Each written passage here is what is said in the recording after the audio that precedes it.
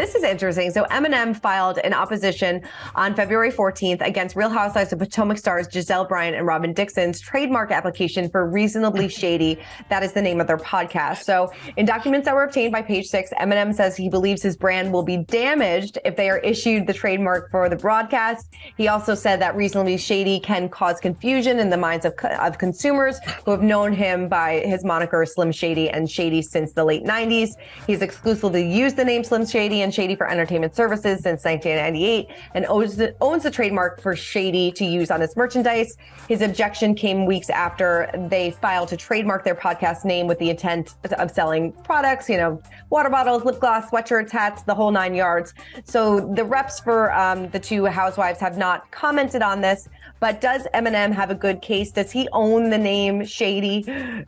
Well, yeah, he does. He does own the name Shady. I think what the courts are going to come, and this is very technical stuff. People that have the science background are the ones who litigate this as a separate patent bar. But basically what it's going to boil down to is there a reasonable chance that there's going to be a confusion, right, with Reasonably Shady, with his name as Shady being associated with the podcast that's being done for commercial purposes, right? I think that's the key here. Like, you're trying to make money using something that I've made famous, even though you're kind of changing it.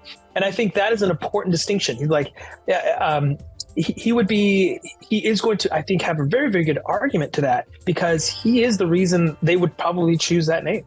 Right. No, it's true. I mean, as a kid in the 90s, like as soon as you hear the name Shady, you think of Slim Shady. No, that's so true. So, I mean, do you think that this could, I guess, like you said, this could kind of hurt his image. So if they are denied the request for the trademark, can they still keep the Reasonably Shady name for their podcast, just not sell the merch?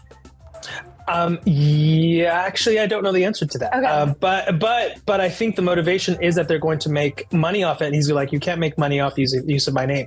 I don't know if there's an exception. Maybe he will withdraw his objection, because it's just, basically it's kind of, it's entertainment using his name.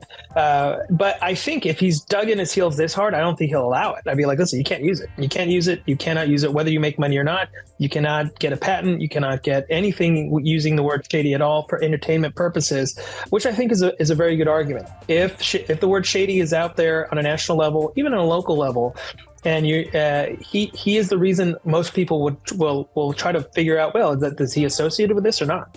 Right. No, and you make a good point, because I think part of their podcast is on Patreon, so people do have to pay to listen to this. So it seems like maybe they'll be forced to change their name completely.